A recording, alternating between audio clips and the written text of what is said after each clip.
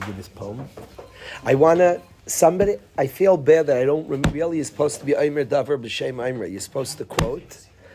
We're like merging two shiurim. I'm merging today.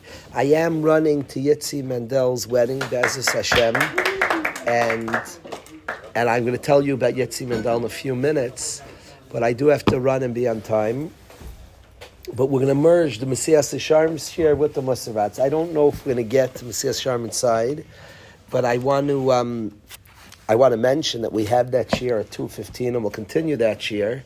But I want to read to the Chevra a poem that one of our guys sent me. Unfortunately, this is bad. Chica, I don't remember who sent this poem. Somebody sent it to my wife, who sent it to my son, who showed it to me, and I don't remember who sent it. If we find out who, I will tell you who sent it if they let me. But I would like to read this poem to the guys because I think it's remarkably accurate, Chica. Listen to this poem. Keep listening to this poem. It's called "The Boy I Locked Away in the Basement of My Body." So listen to this. I don't want to die. I'm already dead, said the boy inside of me. To hear him, I need to silence my mind. He existed before my intelligence drowned him out. I must get into a trance-like state of thoughtlessness to hear what he's saying. If I don't listen to him, he will communicate in other ways, destructive ways. He is not trying to destroy, he's trying to be heard. I know that listening to him is the key to unlocking my potential. I'm not living, I'm surviving. To go beyond, I need to go beneath. Beneath all the layers of protection from pain, I've become a professional protector of pain. How can I connect to the people I love if I cannot connect with the lonely boy inside of me? The boy I neglected and rejected, the boy I drowned out. How can I be holy if the boy is still suffering? Drowned him out with distractions, locked him up in the dark basement of shame. I appear to be very smart, but I'm a fool, a very wise fool, running away from the very one that holds the key to my freedom. Perfectionism, procrastination, addiction, insecurity, loneliness, emptiness, sadness are all symptoms of detachment from the boy. I live in the high tower of my mind. The boy lives in my body. Mind and body separation, past and present disconnection. I foolishly came to believe that I can control him, but he is the one controlling me. He doesn't want to control me. He's desperate for attention, affection, love, and connection. He screams out in pain, but I can't hear him. I'm too busy trying to fix things. I'm too busy trying to heal. If only I realize he's the only way to heal. I think of the boy as weak, dirty, ugly, and dumb. He's a loser. I left him behind to become someone great. Oh, the irony. Oh, what a fool I am. I have been tirelessly running in the wrong direction. Now I wonder, no wonder I don't know where I'm going. I can't feel anything unless I feel everything. But my mind won't let me feel. My mind has become a protective prison, sitting up high in the tower of my mind, blocked off from my body. Feeling became the enemy. Thoughts became guards I created to block the boy from entering. Angels with fiery swords blocking the entrance to Gan Eden. But I have been fooled because I'm not in Gan Eden. I'm on the other side. I've locked myself out. Trying desperately to get back in, but I can't get in without the key. And the key is the boy I threw away. Time to listen to the boy, to connect my mind and body, past and present, because feeling is healing, and the boy is the key to our freedom. How good. Oh, yeah. What do you hold, Kivali? Story of our lives. Story of our lives. What do you hold, Daniel? What? Yeah, powerful. I like goosebumps when I read that this morning. What do you think, Elia? Resonates, right? Yeah. Good to have you back, Chica. First, before we get to maybe Mesilas Yesharim even, there's a few. First, I wanted to welcome back Akiva back home. Welcome home, Kiva. You represent to me everything beautiful about this place. The honesty, working, we're not afraid. It's a place, I love this place of honesty. It has made a big impact on my own life, this yeshiva. And the honesty, and I look at Akiva as one of the honest guys here, where we're fighting to grow, to heal, to get closer to Hashem, to develop it's not like an easy, there's no like exact, there's no like, schools have curriculums. I wish Waterbury could have like a curriculum of growth, of steiging, of healing, like do this. Guys often ask, like, what should I do? And certainly there's things to do and there's schedules to keep, and we have to build our schedule. The world of serving Hashem is unique to each person, and the plans. How do I get honest? And being honest and working honestly, discussing, finding somebody to speak honestly to. The world's so machshav, the word therapy. I'm not weighing in. Therapy is a wonderful thing. I'm very machshav speaking honestly, like incredibly machshav speaking honestly. Having a friend we speak honestly with, having people we speak honestly with. I am very, very machshav that. So I appreciate Akiva's back home and appreciate a person who has taught me. We've had some like really honest conversations. My mind goes to a Friday night, a few hours, but just in general, I'm thankful you're back. So welcome home, Akiva. I want to tell the guys that we're going. Some of us here are going to a wedding, to Yitzi Mandel's wedding, and I just really appreciate tremendously Yitzi's family. Yitzi's mother is somebody, we have homes that are available to our friends. Yitzi's mother, if you've been there, great. Some of the chevra here has been there, and some of the guys have never been there. If you've never been there, I advise you to go there. Now, I don't know, you have to be careful. A guest can't bring other guests, but I say with Mrs. Mandel, that home has been really, really open to our chevra, and she's an amazing person who lost her husband. That's no secret to us all, that right? That Yitzi's father, Rabbi Kalish Mandel, was nifter years ago. He was nifter. He responded by 9/11 and went down to help Yidden as he did his whole life. And again, I don't want to. His story. He got sick. He got sick at the time and was nifter. He was somebody, his chesed for Yidden was otherworldly, tremendous Baal chesed, a tremendous Maiki Rabbanan, a tremendous respect for Talmidei Chachamim. He was like this with Reb Nosson Tzvi Finkel. He was remarkably close. One of the closest people in the world to Reb Nosson Tzvi Finkel. He was close to the Lubavitcher Rebbe. He actually was the private nurse. He was very knowledgeable in medicine as a paramedic, and at one point he was the private nurse for the Rebbe, for the Lubavitcher Rebbe. He was close to other tzaddikim and gedolim as well. Reb Nosson Tzvi Finkel's kesher to Rabbi Kalish Mandel was very, very strong. He was somebody who helped our yeshiva a lot. He made parlor meetings in his house for our yeshiva, was just very, very close to our yeshiva. I always admire in Yitzi the chassan as an Avos HaTorah that's remarkable. Yitzi remembers Divrei Torah. He's a Talmud of the Rebbe, of Rav Geisler Shlita, and he's somebody who remembers Divrei Torah and knows Divrei Torah, things he heard years ago. It's cool that his father was such a Maikir Rabbanan, respected Talmidei Chachamim, cared for Talmidei Chachamim, was very, very trusted by Talmidei Chachamim, and his son is such a lover of Torah, it doesn't surprise me at all. The Maikir Rabbanan has children, Talmidei Chachamim. Yitzi is somebody who tremendously learned from Chachamim and values the words of Chachamim, values Divrei Torah tremendously, Yitzi. He has an Avos HaTorah, a love of Divrei Torah. He could tell you what was said, when it was said, as it was said.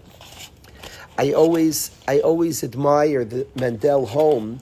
People respond all different ways from difficulty, and the positivity of that house.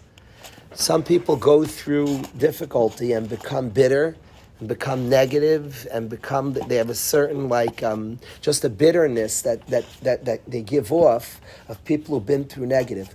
The Mandels teach the world an entirely different vibe. Here, somebody lost their husband, very, very young. And instead of bitterness, that home is like, they're so funny, so full of life, so full of chiyus. Many of our guys have gone there for a good meal, for a good joke, for a good time, for a good game. And just to see people respond to difficulty with chiyus, with energy, with vibrancy, with valuing life, that response. We studied together. We said that Esav and Yaakov both respond to Avram Avinu's death differently. Esav responds to death in a very, very negative way. Eat, drink, and be merry, for tomorrow we will die. Esav faces difficulty and he melts. He says, what do I need, Bechira? And Yaakov buys the Bechira. It's not just punk. Things in the Torah aren't punked. Yaakov Avinu respond to the death of Avram with more chiyus. He acquired eternity. He actually understood Avram has eternity. And in Misa Sadiqim, one can touch and feel eternity to see that things are enduring. Yaakov understood that which Avram Avinu lived endures, is forever. And Yaakov Avinu actually took a difficult thing and bought the Bechira, got from her. More chiyus, more life. That's what I see in the Mandel family, a difficult thing, and there's more chiyus, more happiness, more energy, more value to life, living life, using life to the fullest. Their home is just so open, so available for people, so uplifting. So I very much appreciate the Mandel home. It's everything's hashgacha in the world. This is the first chasna I'm going to since losing my tata, and I feel like the hashgacha is Hashem. I feel like there's hashgacha specifically to go to a wedding of somebody who's taught us all, amidst loss, taught us all a simchas hachayim, the response to loss. So many people have it good. Mrs. Mandela, I don't know, I could say it. She has in her house once a week for years. We are ladies who are raising children alone meet in her house for years. Here she took a difficulty she went through. She's alone, a mama raising a family. And instead of being bitter, she actually used her situation and people come.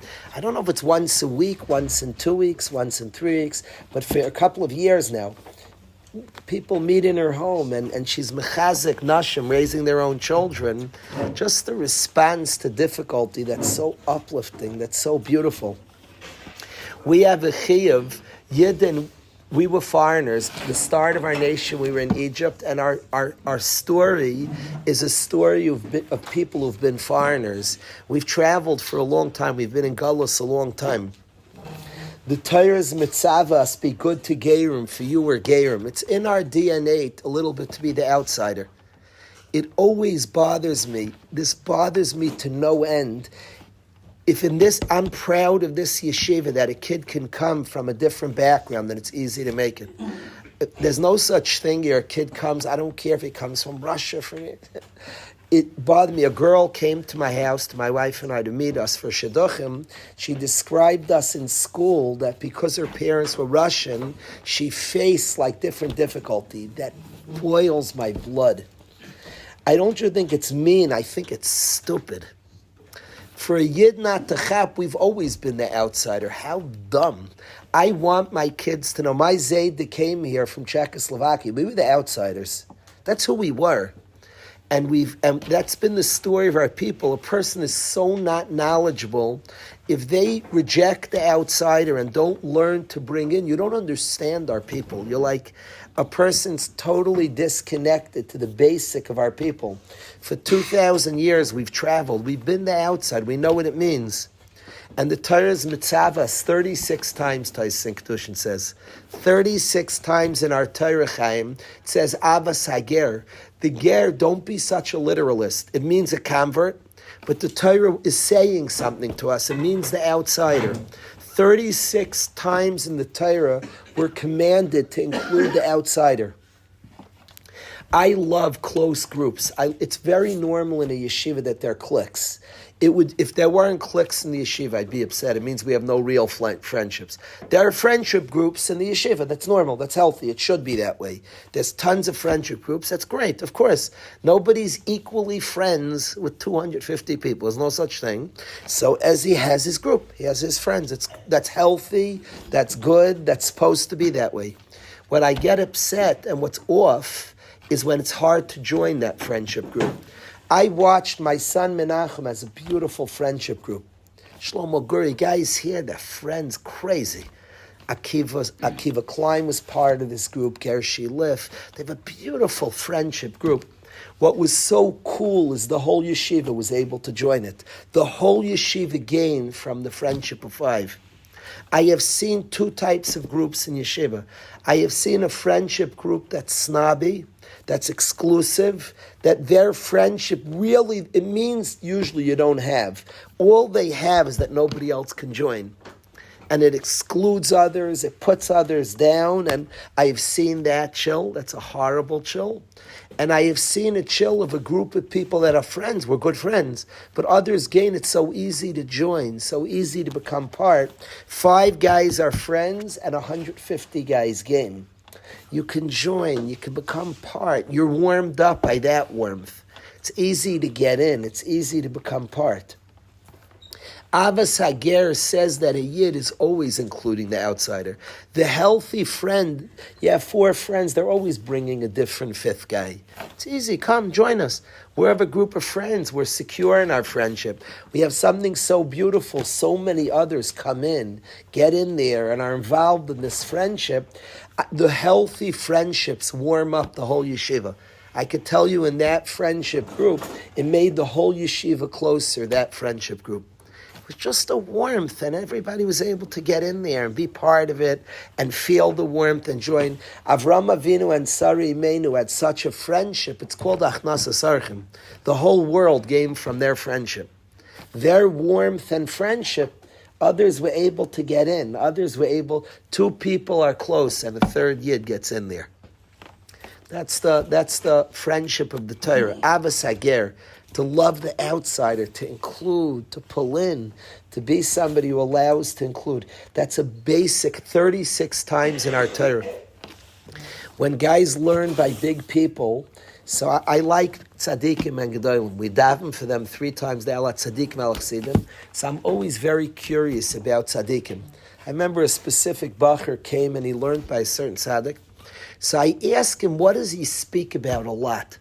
Very important to learn what topic was the tzaddik busy with. What did the tzaddik speak about? What was he busy to plug into?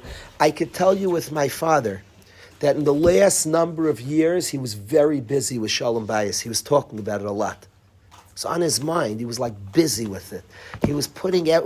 It's important when you study big people to really like tap into what's this neshama moving towards. Reb Chaim Kanievsky was this big tzaddik who learned all day. His wife said he fancied himself a shadchan. It's very fascinating. He was making shidduchim. That's a big zach to learn. He was pulling together couples. He was making shidduchim. My father was very, very busy. Great playing, Aviad. Welcome home. Great playing.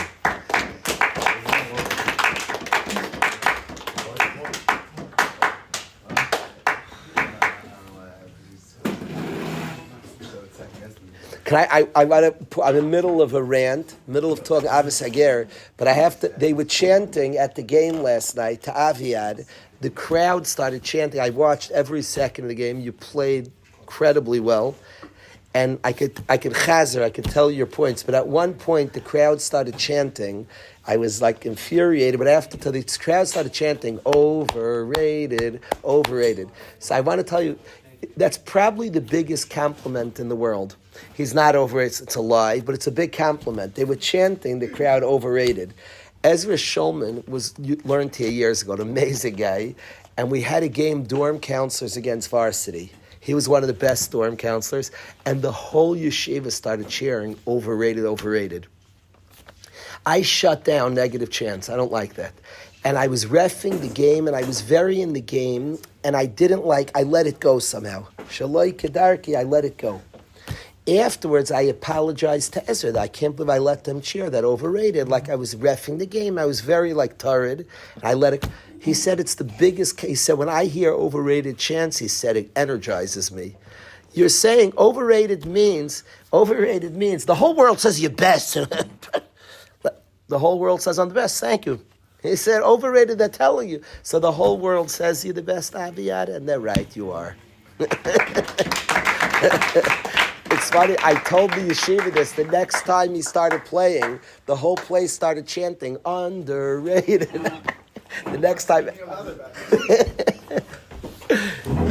Ezra Shulman taught us when the crowd chants overrated, it's like an amazing compliment. It means like the ganze Welt says you're the best. It's a tremendous compliment. It's not overrated chant. Isn't that a good call, Martha? It's not a call, he's right. Overrated is like, basically they're saying, it's so funny they were saying overrated. Aviyad's in the league for 3 weeks now. And they're saying overrated, so basically the crowd just said, we all know he's the best already. I was like, wow, I didn't know you know already. Ask him, like, how do you guys know already? But the next game, Ezra Shulman played, he got the guys so annoyed from saying they were chanting underrated. I remember Ezra chanting along with them. Overrated, right? Like let's go.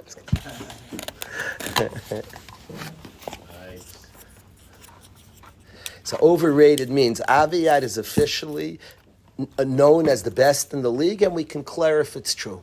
That's what they're saying. That's the asking. That's what it's saying. Yeah, but I wanna. Jacob, we're talking about this command, Avas Hager, to love the outsider, to include the outsider 36 times in the Torah, Jacob. It says to love the ger. The ger means the convert, but Hashem is saying something.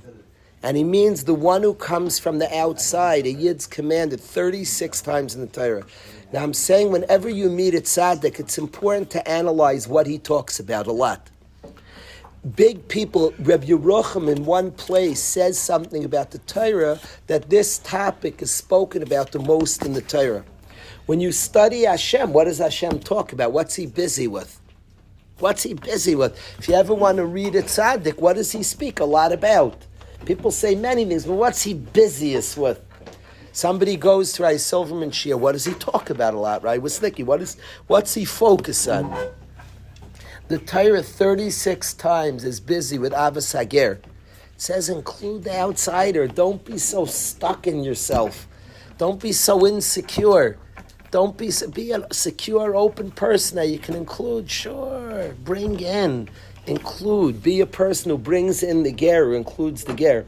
Our experiences of being a ger ourselves, that's the story of our people.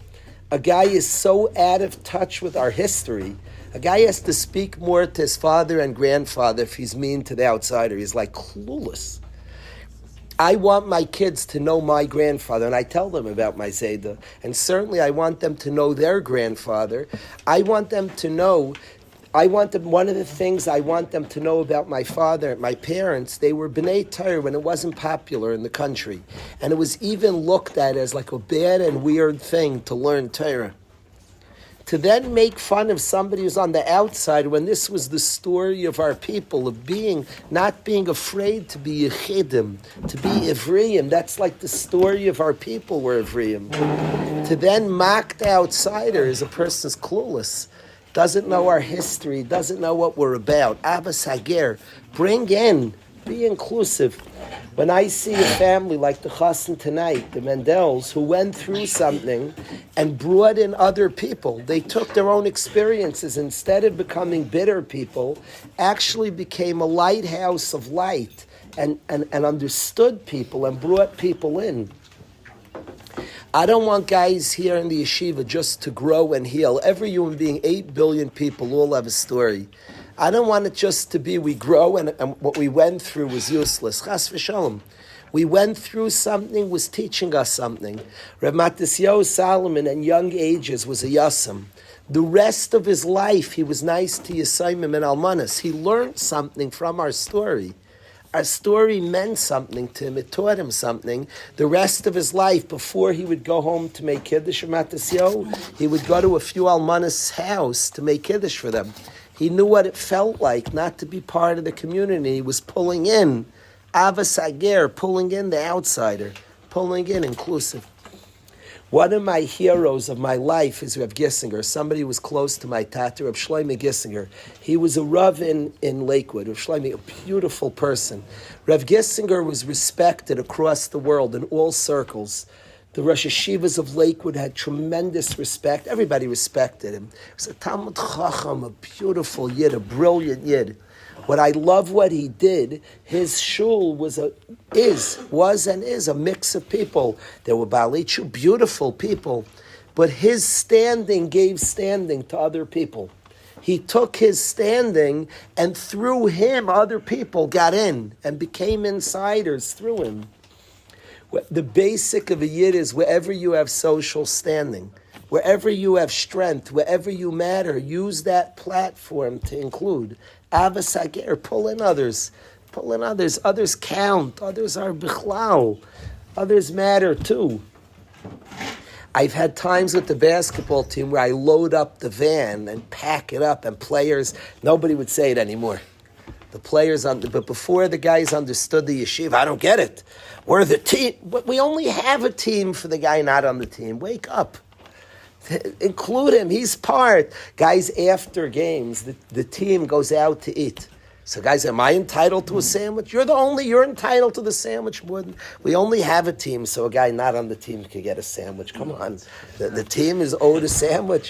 The whole purpose of a team is that the whole school can feel cool. The guy not on the team deserves 2 sandwiches, more than, when guys ask me also, I can get, like you're not on the team, you should get 4 sandwiches. The purpose of a team, we have talents, we have skills, it belongs to us all. It belongs to us all. Good athletics is excellent, is valuable because it gives people standing, and a guy could give a better good morning. It's such a blessing to be a good athlete.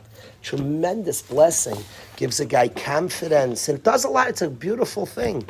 To have a good physical and be able to do. We live in a world of Asiya. It has many things that it matters. But any time that something gives us standing, use the standing to include another, to uplift another, to be better for others. Rashi and Sukkah explains the Gemara that rich people become poor. They lose their money if they don't use their words that the richness gives them. The richness gives a rich man words, because now he could speak, people listen to him. If he doesn't use those words to cheer up people, he's missing the boat, Lagamri. He doesn't understand life. Nothing's by accident. He's a rich man, now he talks, people, what did he say? So use it to give chizuk, use it to give better good mornings. Dvarav nishmaim. His words are listened to. He can give teichacha with those words. He can give good mornings to those words. If he doesn't use it, so he loses the money. That was the purpose the money was given. We're all given gifts. Yes, really. Is that, that's Gemara? Yes. It says specifically like to make someone feel good, or like? No, it says teichacha there. But I'm saying, Rashi says dvarav nishmaim. His words are listened to, so influence. But I'm just saying, included in that is to say good morning to people. Rich people, like, should they be politically active? No question, dvar nishman, for sure. Sure, in any which way, in ways, for sure. But they're all different. Really, I can't say in what way he should use that dvar nishman, but that's definitely the political arena is one place. Right. Different people are wired a different way. But the nekuda that his words are listened to, for a person not to be attuned to that and recognize that, it bothers me a lot when a guy on the team is not a much bigger Mekarev. It bothers me. He's like clueless to something. He plays ball, so people are excited, but it gave you a stand. Let's go. Be attuned to it. Be awake to it. Live with that. So give good mornings. Your good morning matters. What were you saying, Martha? No, it's good to have someone rich. He's also, Hashem wants his voice also to be heard. Yeah, every detail that happens to us is by design. There's no side details. They were designed by Hashem and absorb that too. Part of Emunah is to see in situations all the things that are happening are designed by Hashem. When my father was very sick, all my siblings and I were in the hospital for weeks together, and we bonded very beautifully. That was designed by Hashem. Wow. There nothing like that was happening, and Hashem was doing that. The same Hashem was giving challenges is doing that. My father, what time is it now? 6:20. I gotta leave. Nachum saying.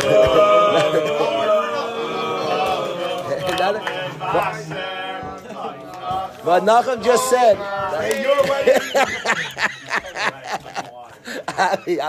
One for Nachum, one overrated chant for Nachum. Let's go. Overrated. That means the whole world knows about Nachum's organization and the way he keeps things running here. And you're saying maybe you could debate, maybe another person also matters somewhat. Well, Nachum's saying this is your chasna. He's saying Kalish. I'm going to leave it in the recording. Chevro, there's going to be a minyan for Mincha right now. Have an excellent day, Rabbi. I better go. Thank you. I better go. Thank you. I have to leave also. Check out wolfcustom.com.